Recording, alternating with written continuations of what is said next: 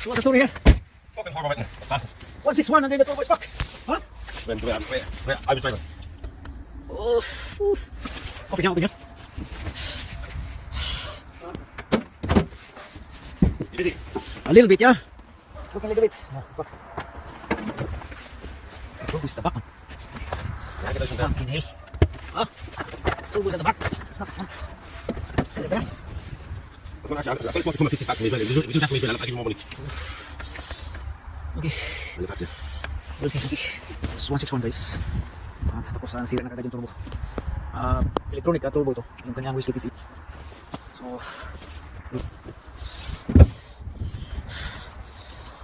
Just a couple of things, Robin. Take it away. I'll give you more money. You have to back to me. just start it, yeah. You want to clear the condition routine.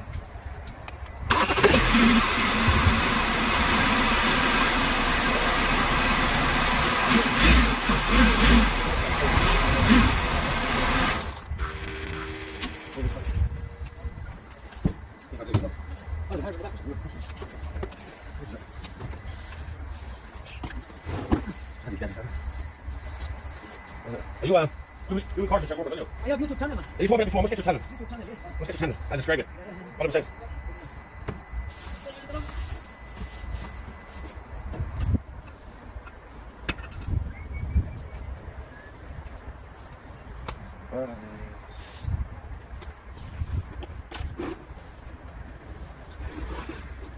You have no problems with this van here? Huh? You have no problems with this van? No. You fix it? No. It's absolutely brilliant, man. Like, we're fair, Yeah. It's absolutely brilliant.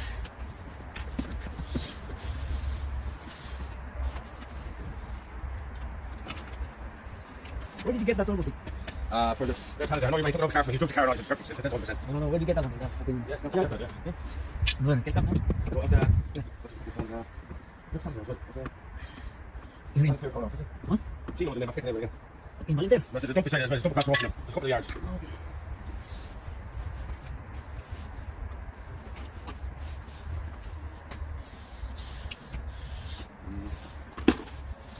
Hold on, just filming. You okay there now, yeah?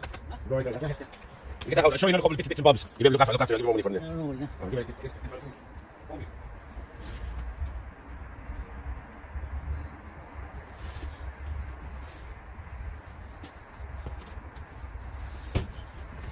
So, unang-una guys, tatanggalin natin yung wiper. Before tayo magtanggal ng wiper, kailangan natin markahan yung position ng wiper. Para pabalik natin mamaya. So, balikin natin siya sa dating position. Okay.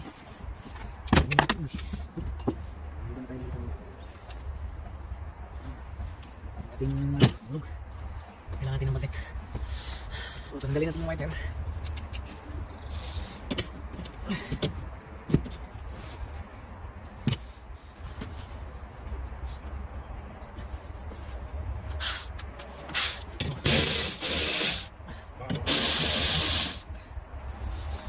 I'm going to get an eye filter, a few filters with. Huh? I'm going to get an eye filter, a few filters for that.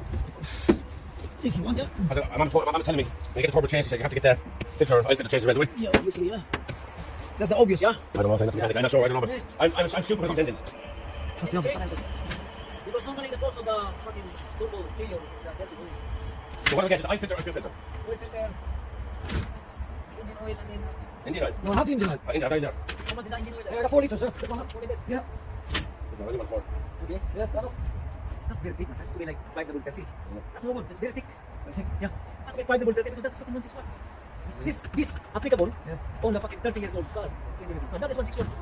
Fucking hell. Shit. You will broke the... Yeah, that's not This will cause early wear and tear if you put this in the bullet coating. You know what I mean? So that's with 5W30. 5W30. I get a pen off you. Can you write it down for me? Yeah. When I get the right one. Shit. Or, Master. so I didn't look after you. Take it back to me, man. I'll go.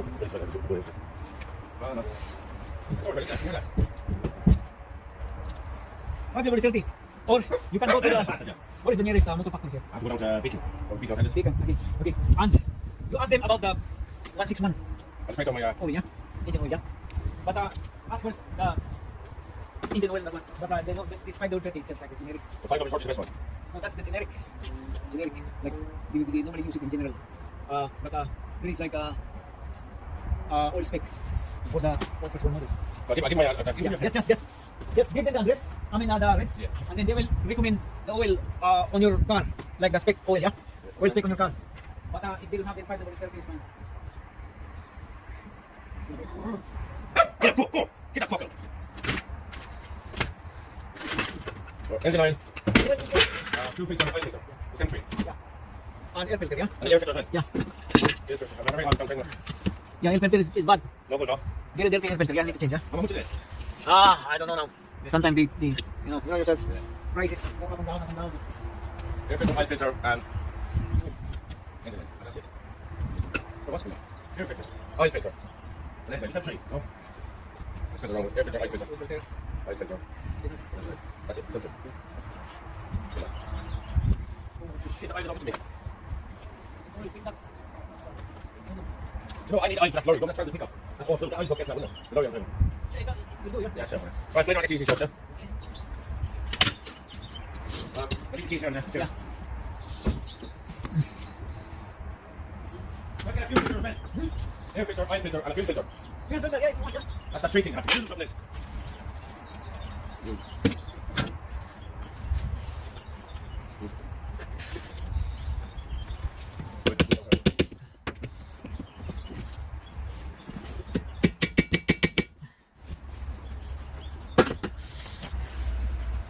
So tap nyo lang ng maliit na hammer.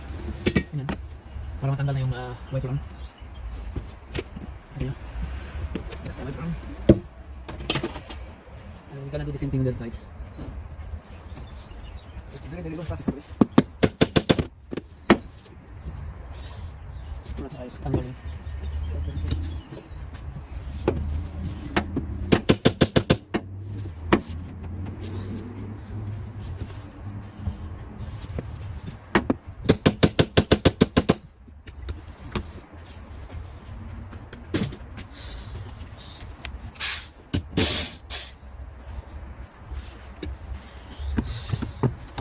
So,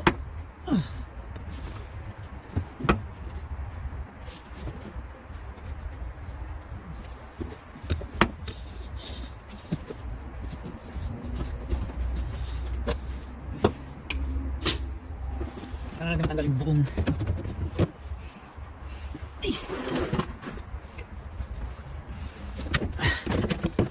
Okay. So, kailangan din tanggalin yung ano guys, yung kanyang wiper assembly unit para matanggal itong subframe ng kanyang ano, frame ng kanyang wiper assembly. So, gagawin natin dito. Since number 10 ito. Number 10.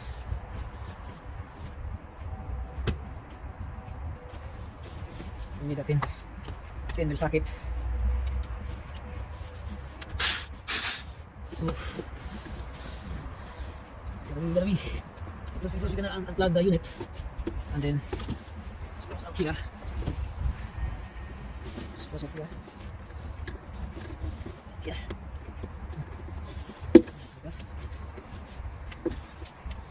And then to make it very safe for us, we're gonna disconnect the battery.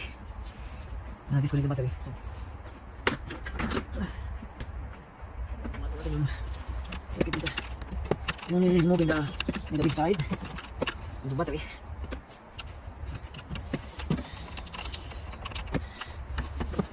Okay.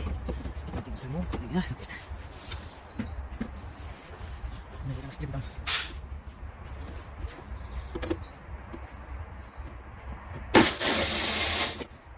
I'm gonna be removing the whole thing.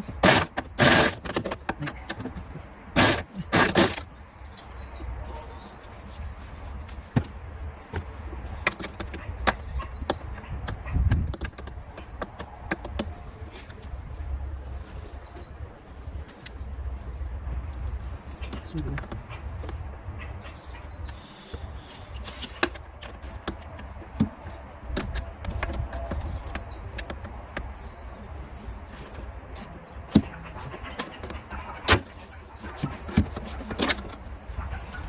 So you're gonna be removing the whole unit instead of like the wiper assembly. It holds the wiper assembly unit.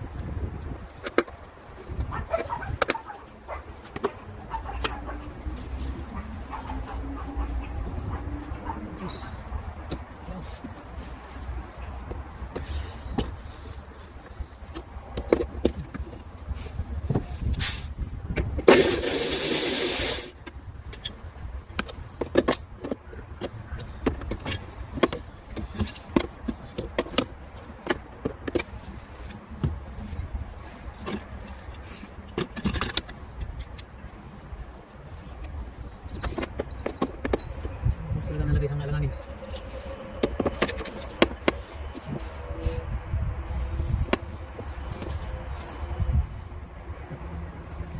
Yung gawa. Tanggalin natin yung mga white person di. Tanggalin natin yung unit dahil wala tayong answer.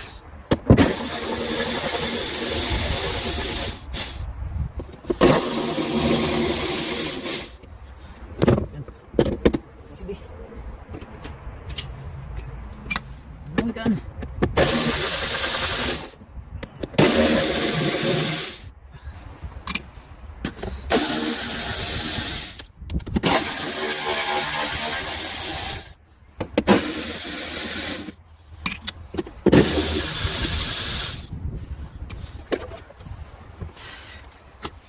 Pag natanggal na natin yung subframe niya, ma-expose na yung kanyang turbo unit. So as we know guys, turbo is very tricky and it kinda rusty. If the turbo is rusty inside, then we're gonna deal with another thing. So this is his turbo electronic unit here. So first we're gonna disconnect here. Take out the airbox actually. And here, some other things to take it out.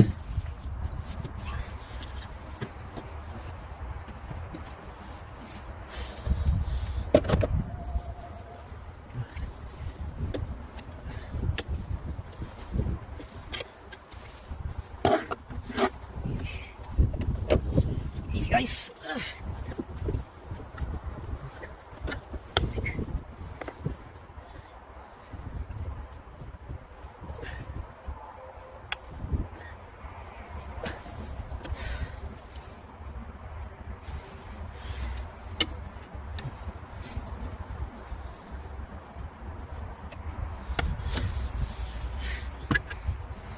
I'm gonna take this out so you can swing the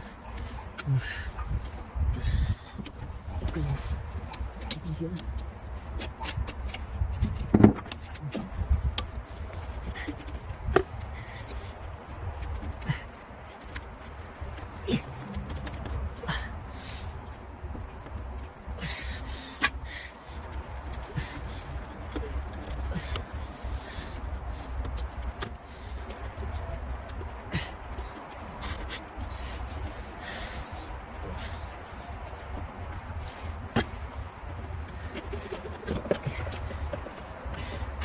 Okay, just remove the one tick. I'm gonna keep this one here.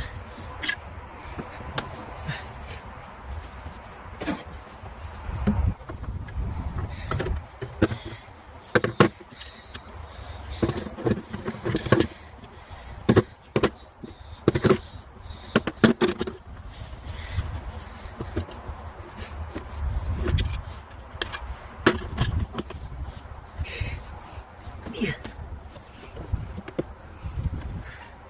Let's here. What's this one? This one. Let's just clip.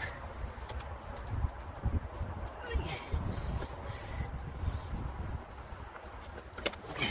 So yeah. And then here.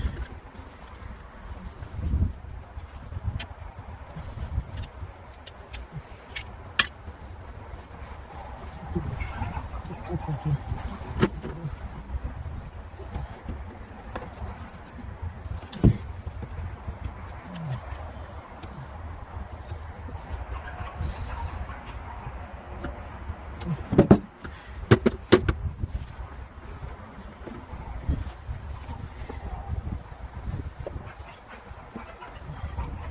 Once done that, you can remove the cover, which is suppose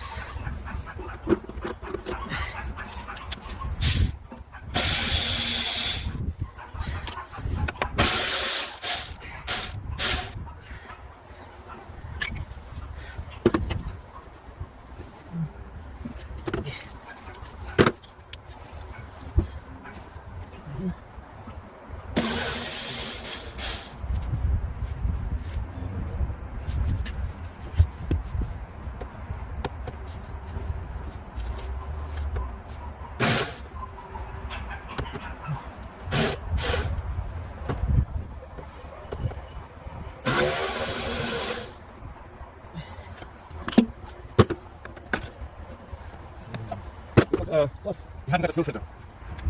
No, leave it. But I need one. Yeah. Huh? No need for now. If there is no pure filter, then leave it. But it's okay then, yeah? Yeah, it's okay. It's over 80 euro for fuel filter. Obviously, pure filter is expensive, man. You know? Well, you have to right there. I have to go and get iron as well. Yeah. So I can tell you about this. It's hard to get out, is it? Okay, it's a nightmare, man. Is it? Where is it? Yeah. Is it here? The bolts. The bolts are seasoned underneath. Okay. And then the bolts.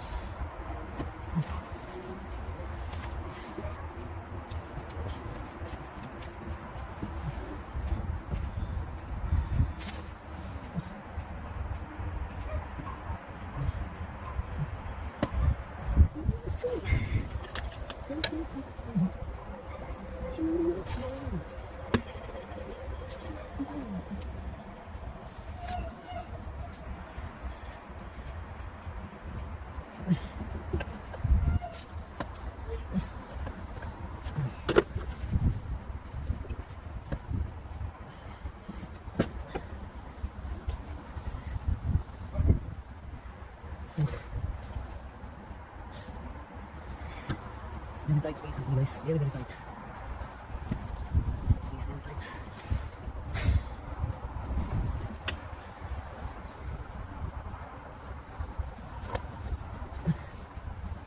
Oh God. So this is the scenario, guys. Kaya bumigay yung kanyang turbo. Kasi nakita nyo, yung kanyang oil oil feed pipe ay talagang walang oil na pumapasok. Kaya nagsisi itong kanyang impeller.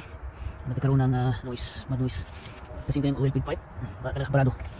So ito yung resulta sa mga dirty oil guys, na hindi nagpapalit ng oil filter, engine oil and everything. So service your car guys, especially pagka turbo ang nagpapasa sa kanila. Actually, I think there's no problem with the turbo. The problem is here. The oil passage on the return pipe is black. See that? It's full of gunks and everything, full of carbon. You see? The problem with the turbo here. So see, that is full of gunks. And then now if you replace the turbo, it will always be like that. It will always be broken because of this thing. So this is a bloody type of the job that you're in. So there's no oil obviously. There's no oil coming through here. So we need to clear this out. Oh God, the pump is black.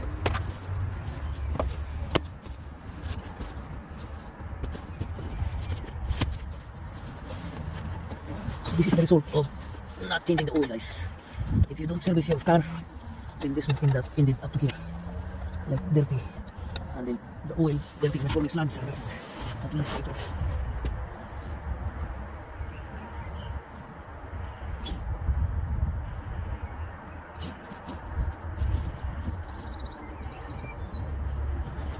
So have a look here.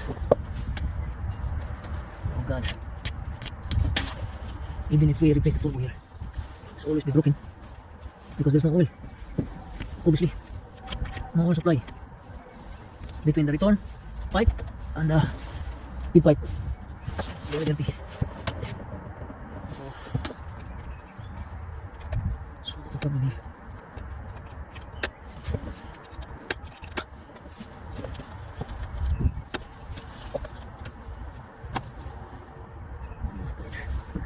Now we're gonna take out the hub of the filler, of the impeller. See the hub here. We're gonna remove this unit completely. The impeller unit and the hub itself. We're gonna remove all the turbo shaft itself. And this one here will stay. Just get that one. So this is Blondie. It's a heavy job. So we're moving things here. But we will deal with that oil slants on the freaking feed pipe and oil pipe later on. Once we finish to replace this turbo shaft unit.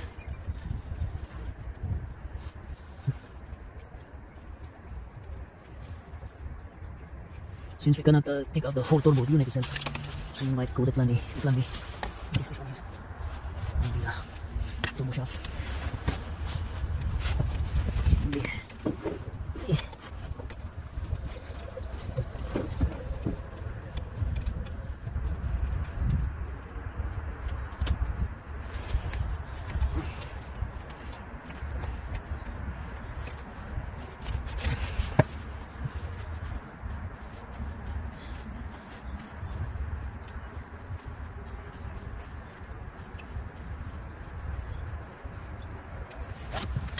dismantle ubos yung turbo ya. Minit sila.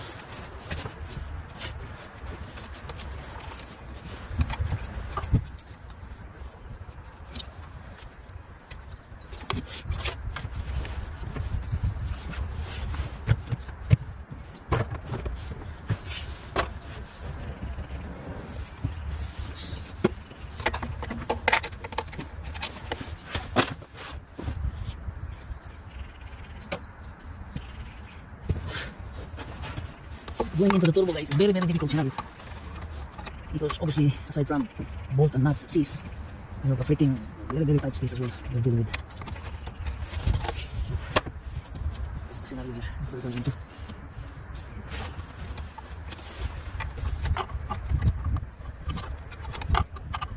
And of course this job took a lot of patience, as you can see.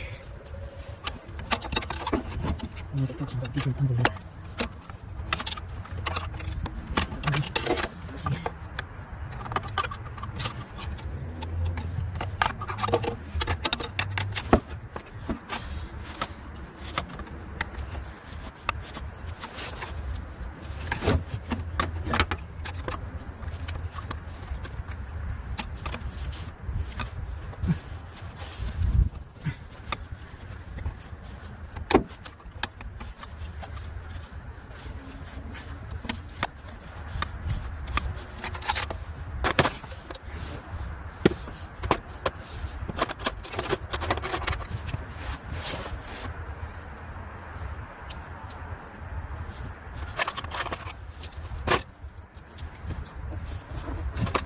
See what's going on.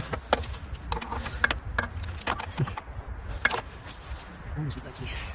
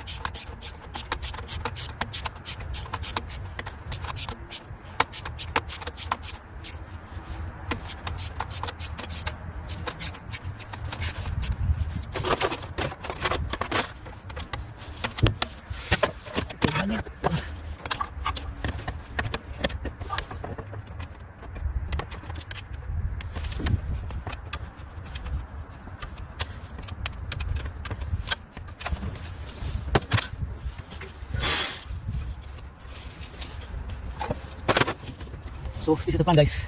Since we cannot remove the complete unit of the turbo, so we're gonna dismantle like the shaft itself. We're gonna remove it from here. Yeah.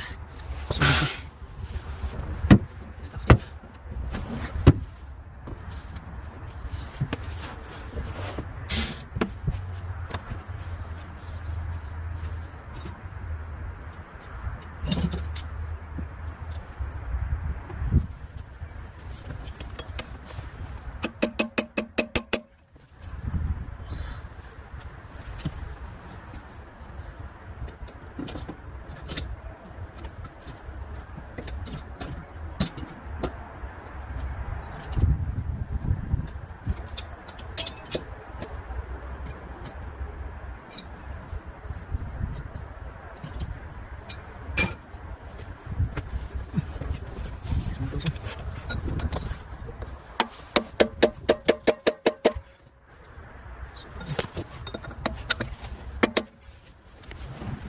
See guys, drive shaft is stuck. That's why making noise. Do you know the reason why it's stuck? The oil feed pipe and the return pipe has this fucking, see that? Yeah. That's the slugs. That's why the turbo shaft is bad. Because there's no oil circulation in that. There's no oil. So what do we do for that? See that? It's blocked. Fucking black man. As you can see the slugs in there. How do we get out? Fucking get the, go to the shop, yeah? Buy brick cleaner. Apa? Brick cleaner. Brick cleaner. Yeah, brick cleaner. Fuck is that? Where do we get that? and half. See that? Jesus, not that we get no oil at all. Yeah, that's why even if we replace this one, the result will always be like this. Because there's no oil. See, this is the oil pit pipe here. Yeah. And see how much fucking. I'll get no oil at all. See that? Yes, There's no oil. yes. That's why it cease. That's it. So get the fucking brake cleaner in there, so we can spray in here and in here, so it will Free. dilute the fucking slugs. Okay? So it's called brick cleaner. Brake cleaner, yeah. B-R-I-C-K. Yeah. What does it come in? What does it look like? Come on. Huh? This is finished. What is Yeah. that? See that? How much on them? Get the picture. It's only €6 like. Yeah. You spray into that on both sides. Why did I get blocked? What's that? You didn't fucking change the oil. No change oil and everything. I didn't change the car. You didn't do service, man. That's why it's. Oh, that's why, That's why it's black. Fuck's sake. That's the reason why. You get a full can of this to work, yeah? Yeah, two of them. Two of them? Two cans, yeah. You need 2 cans? Yeah, of course, yeah. Of course, yeah. That's a serious problem, man. What? That's a serious problem, yeah. It's a serious problem. Yeah, because there's no oil supply on the turbo. That's why the turbo is stuck. Even if we change turbo unit, Yeah. it always, maybe 2 weeks time, in 2 weeks time, it always like this. How can I fix it? How can I fix it? That's why you need to buy that one. I'm going to buy it now. I Yeah, can't fix it. okay, man. What's You the need to big spray that. Come on, go.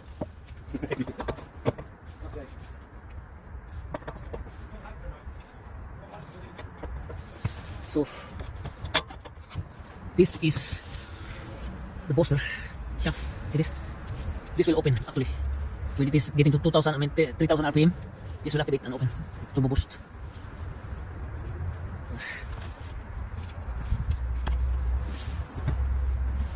So this unit here is also gone, and we need to replace the whole thing. As you can see, it's all toasted. There's no oil actually circulation. And here, that's where the turbo impeller come. Very bad. So the reason why we get only the unit here, because this one is cis, the bolt here is cis. And we get cis, then the problem starts. We need a plan B. Okay, so what we're gonna do here.